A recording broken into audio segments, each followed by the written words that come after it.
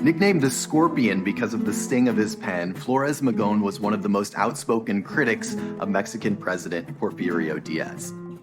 Diaz ruled Mexico with an iron fist for decades and squashed dissent with a network of spies and armed henchmen known as rurales. And after years of imprisonment and suppression in Mexico by the Diaz regime, Flores Magón, his younger brother Enrique, and this small group of Mexican dissidents fled to the US, first settling in Texas before moving further north to St. Louis. In St. Louis, Flores Magón and the St. Louis Junta worked quickly to build a social movement against the Diaz regime.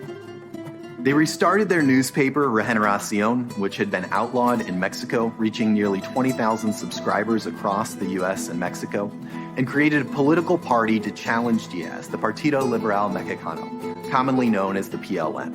It's publishing a 52-point platform in 1906, promising to redistribute economic and political power and ignite a revolution in Mexico.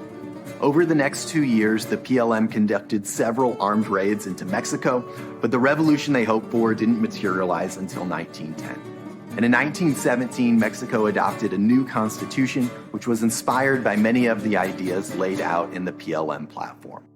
While his story has largely been forgotten in St. Louis, Flores Magón and his fellow revolutionaries, known today as Magonistas, are widely celebrated across Mexico for their role in sparking the Mexican Revolution.